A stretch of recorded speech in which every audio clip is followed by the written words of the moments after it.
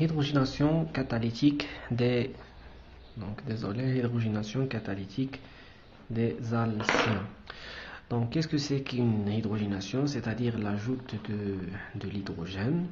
Bien sûr, on peut utiliser un catalyseur. Pour cette raison, il s'appelle catalytique, c'est-à-dire en présence d'un catalyseur qui va augmenter la vitesse, qui va accélérer la réaction. Donc, le PD, le palladium de Lindler. Pourquoi on utilise le palladium de Lindler? C'est justement pour s'arrêter au stade alcène. Donc, n'oubliez pas que cette réaction est une réaction stéréosélective, c'est-à-dire que les deux H doivent attaquer la molécule d'une façon signe, c'est-à-dire de même côté, donc ce qui explique l'obtention d'un composé dans lequel les deux hydrogènes se trouvent dans la même côté.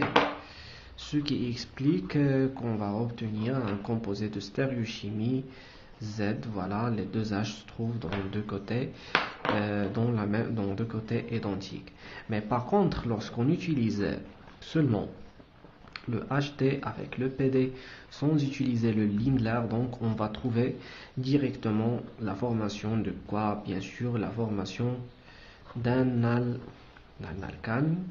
Donc la formation d'un alcane, bien sûr, dans lequel les deux H doivent également se trouver dans la même côté. Voilà. Donc comme ça, donc pourquoi on utilise le Lindler? C'est pour s'arrêter au stade alcène. Ça, c'est pour l'hydrogénation catalytique des alcènes. Donc dans la prochaine vidéo, nous allons étudier l'hydrogénation chimique.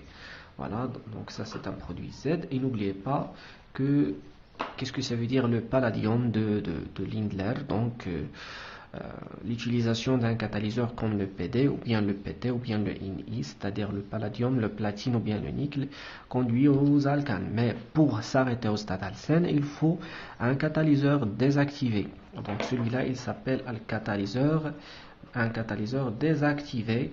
Voilà, qui désactive la réaction. Donc désactivé, pour cela on utilise le palladium pulvérisé avec du sulfate de barium.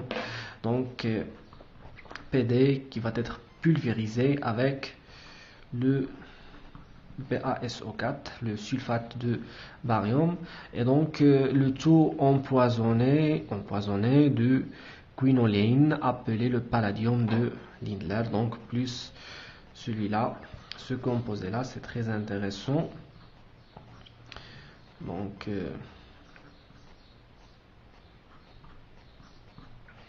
ce composé-là, il s'appelle le quinoline. Donc, le quinoline. Donc, cela, c'est ce que nous donne le palladium de Lindler. Voilà, merci de votre attention. Si vous avez des questions, n'hésitez pas de les poser dans les commentaires. Je vous souhaite très bon courage et passe très bonne journée. Courage à tous.